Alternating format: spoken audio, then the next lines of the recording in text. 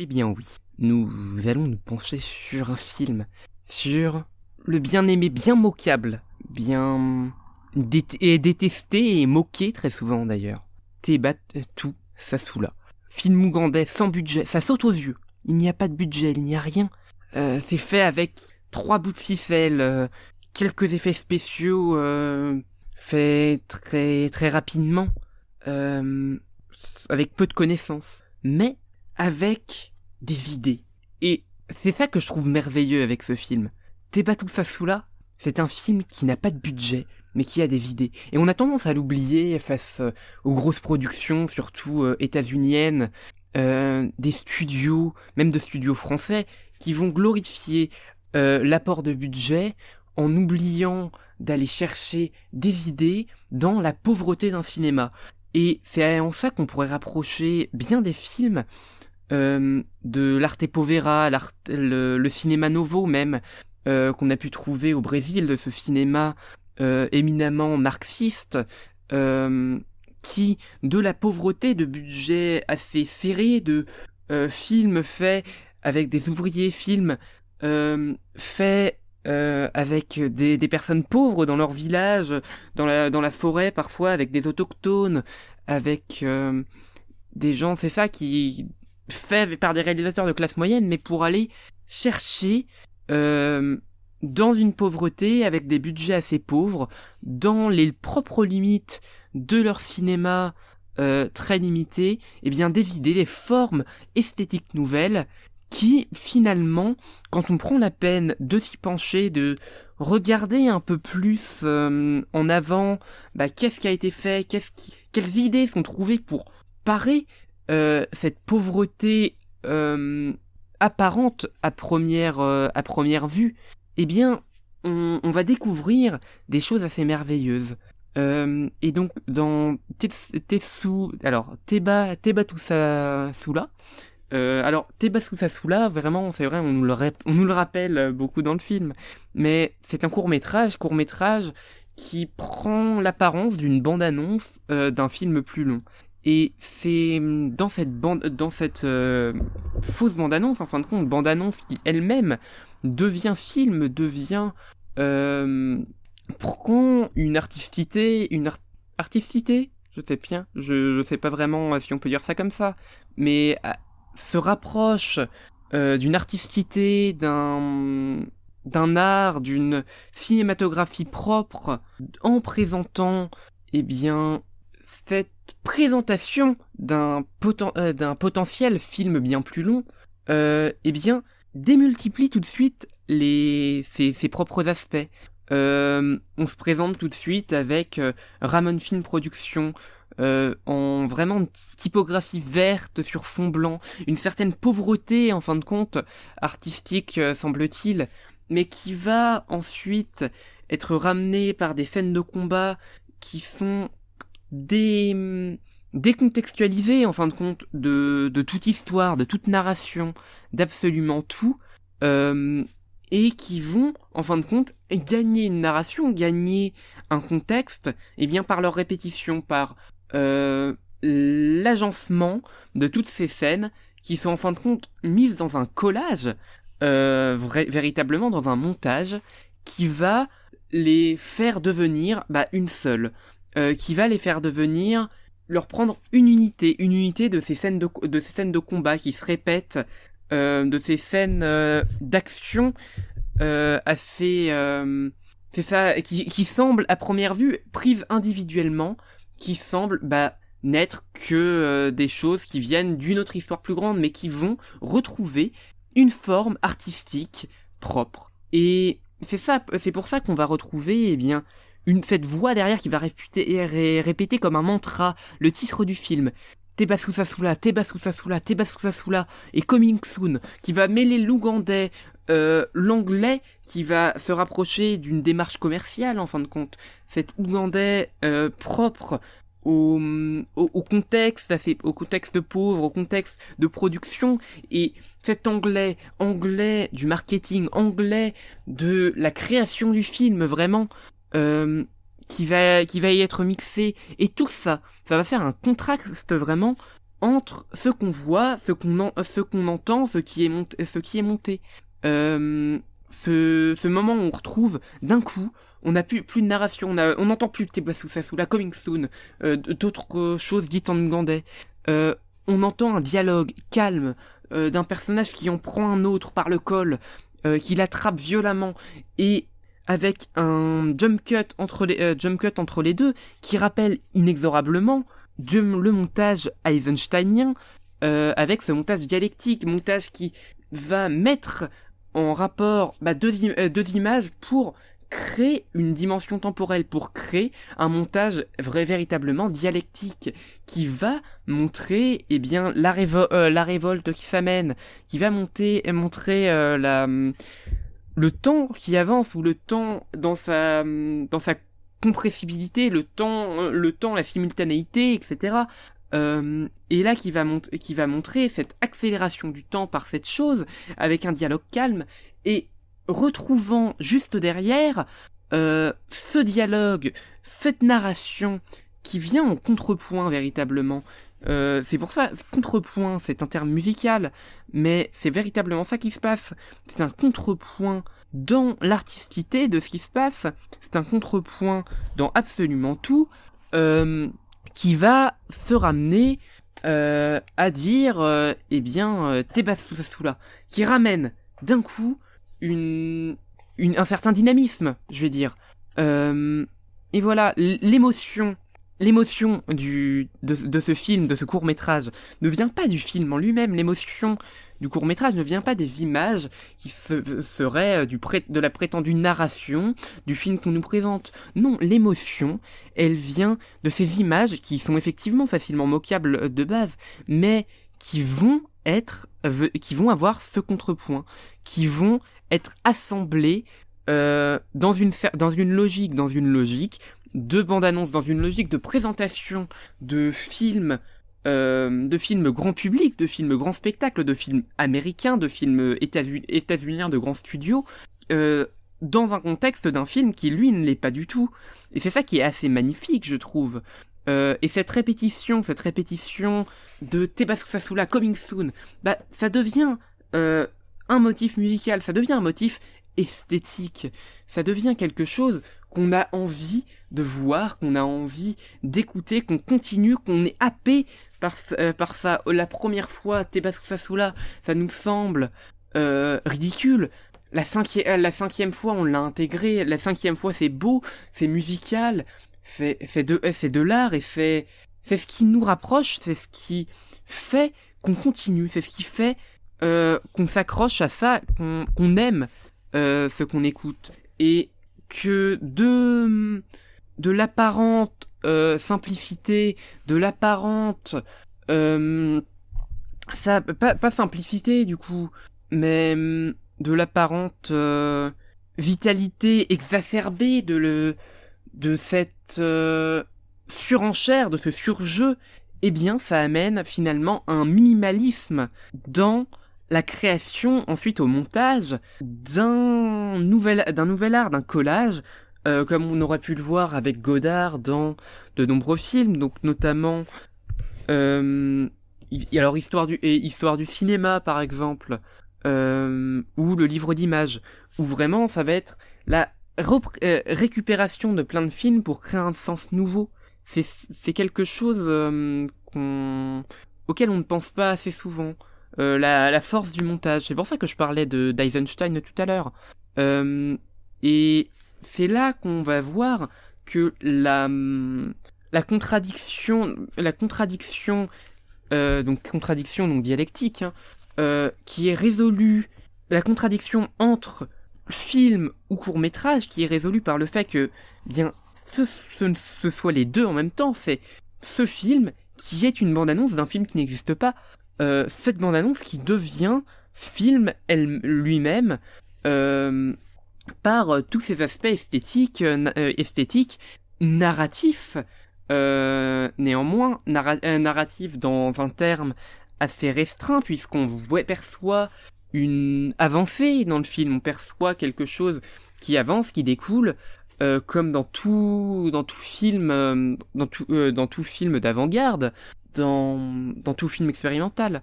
Et c'est pour ça qu'on va retrouver un certain sublime en fin de compte. C'est là qu'on retrouve bien du Deleuze. Et Deleuze, il différenciait deux types de cinéma. Il différenciait l'image-mouvement. Donc l'image-mouvement, c'est cette image qu'on va voir classique du cinéma américain, cinéma hollywoodien. Un cinéma, où ce qui importe, c'est d'abord le mouvement, c'est d'abord les actions qui ont comme support le temps du film. Et là, c'est vraiment ça, c'est une image-mouvement qui va elle-même avoir comme support le temps et qui va exacerber à l'extrême le mouvement qu'elle peut montrer, va montrer en superposant des images, en les faisant se dérouler très vite avec un montage rapide, donc dialectique comme je l'ai déjà dit, qui va faire un certain tautologisme avec des textes animés très rapides, Tebasu Sasula, coming soon, Tebasu Sasula, coming soon, Tebasu Sasula, coming soon. Et vous voyez que, en le répétant, en disant plusieurs fois tout ce que répète le film, cette tautologie n'en devient plus une, cette tautologie en devient une autre. Ce n'est plus seulement ajout de un élément plus un autre, un élément plus sa contradiction, c'est une dialectique, c'est un élément, sa contradiction qui va créer, véritablement, ce film qui est, un certain chef-d'œuvre, je pense qu'on peut le dire, c'est jamais on va voir ça habituellement au cinéma. Évidemment, là, c'est pas vraiment au cinéma, c'est au court-métrage, donc éventuellement en début de film, en début de séance, dans les salles art et effet qui vont en proposer. Et c'est pour ça que cette dimension dialectique va rajouter une dimension supplémentaire. Donc, dans la lecture de Deleuze, lui, il va plutôt parler de sublime. Alors, le sublime, habituellement, on va le retrouver dans une dimension qui va être un sublime mathématique, donc un sublime qui va en surajoutant énormément de choses dans le film, dans ce qu'on voit, dans ce qu'on entend, dans ce qui est à l'image et au son, qui va faire qu'on va s'y perdre, que notre esprit va s'y perdre. Et donc, simplement, Deleuze, qui lui parle de cinéma, va reprendre Kant, et en disant que là, je vais vous citer un petit extrait de Deleuze, donc dans son livre Cinéma 1, l'image du mouvement. Kant disait que tant que l'unité de mesure, numérique, est homogène, on peut aller facilement jusqu'à l'infini, mais abstraitement. Lorsque l'unité de mesure est variable, au contraire, l'imagination se heurte vite à une limite. Au-delà d'une courte séquence, elle n'arrive plus à comprendre l'ensemble des grandeurs ou des mouvements qu'elle appréhende successivement. Et pourtant, la pensée, l'âme, en vertu d'une exigence qui lui est propre, doit comprendre en un tout l'ensemble des mouvements dans la nature ou l'univers. Tel est ce que Kant appelle le sublime mathématique. L'imagination se consacre à l'appréhension des mouvements relatifs, où elle épuise rapidement ses forces en convertissant des unités de mesure. Mais la pensée doit atteindre à ce qui dépasse toute imagination, c'est-à-dire à l'ensemble des mouvements, comme tout maximum absolu de mouvement absolu qui se confond en lui-même avec l'incommensurable ou les démesurés, le gigantesque, l'immense voûte céleste ou mer sans borne. C'est le deuxième aspect du temps, non plus intervalle comme présent variable, mais le tout fondamentalement ouvert comme immensité du futur ou du passé. Ce n'est plus le temps comme succession de mouvements et de leurs unités, mais le temps comme simultanéisme et simultanéité, car la simultanéité n'appartient pas moins au temps que la succession. Elle est le temps comme tout. Donc, pour clarifier un peu ce qu'il dit là, Deleuze, ce que Deleuze dit, que dit Kant, c'est simplement que on se confronte à quelque chose qui n'est pas infini, mais que notre esprit ne peut pas percevoir entièrement. C'est-à-dire, vous voyez un film, vous voyez une image très simple, vous voyez par exemple un fond bleu. Eh bien votre cerveau peut percevoir ce fond bleu comme une image. C'est un fond bleu très simple. Mais maintenant, vous voyez une image, vous voyez une simple image, donc en art plus classique, une image qui fourmille de détails qui vont aller dans tous les sens. Eh bien, votre esprit ne va pas pouvoir le percevoir en tout, vous ne pourrez le percevoir que par morceaux. Et en voyant le tout, eh bien vous en verrez un tout qui est nécessairement réduit. Et c'est là que vous vous confrontez à un sublime mathématique. Et c'est exactement ce qui se passe devant ce film, devant Tebasu Sassoula. Votre esprit eh bien, va être confronté à ce tout, à ce film que vous percevez comme ça dans sa durée, mais vous êtes incapable de le réduire dans ses parties, dans une plus petite unité, dans des plus petites unités. Vous n'en percevez pas toutes les unités. Vous n'en percevez forcément une version compressée, que votre cerveau résume à ça, que votre cerveau n'est pas capable de véritablement percevoir comme tout, comme un tout qui est différent de l'ensemble de ses parties.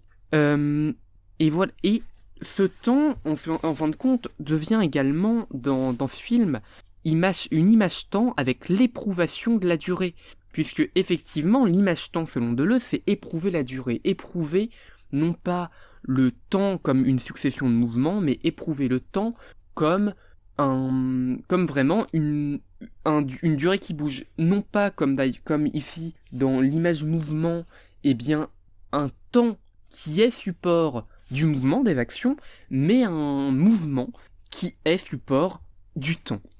Et là ça devient un peu des deux par moment, et bien notamment dans ce passage plus calme où la narration disparaît. En fin de compte, vraiment à ce moment-là, eh bien on a ce mouvement réduit, ce mouvement calme, ce mouvement en temps réel, qui est support du temps qui, pendant l'espace de quelques secondes, pas une fraction, non, quelques 3 à 5 secondes, eh bien on perçoit le temps, on perçoit la longueur du temps, la durée du temps, on perçoit le temps qui s'écoule. Et donc la force de ce film, ce n'est pas qu'on ait le temps du récit, c'est qu'on ait un temps montré. Le temps du film devient lui-même un objet plastique. Le temps du film devient un objet plastique qui est support de ces images, de véritablement ces actions, ces mouvements qui se surajoutent, qui deviennent les uns par rapport aux autres, qui s'ajoutent. Alors je n'ai plus le terme. Qui se subliment véritablement, c'est ça, qui deviennent non plus l'un puis l'autre, mais qui deviennent tous ensemble une autre chose, qui, dans un mouvement dialectique, font de ce film un chef-d'œuvre. Et dénué de toute la diégèse du film, dont notre intérêt est véritablement très très limité, la diégèse du film réel, du film qui est censé être représenté de ce film d'action ougandais avec peu d'intérêt, eh bien on a cette bande-annonce qui, elle, apparaît dans tout son intérêt plastique. Et c'est là que j'aimerais vous dire que, finalement, la narration, au fond, qu'est-ce qu'on s'en fiche? Est-ce que la narration c'est le beau? Non. Moi par ma fenêtre, je vois le beau. Mais dans ce film ougandais, je vois le sublime.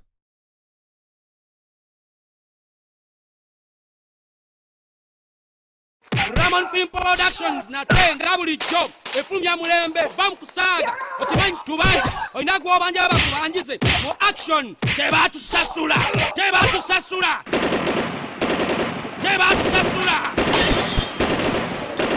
coming soon vam kusaga tebatusasula bakujjako amaziga vamuzanyo ene filimu kabenje tebatusasula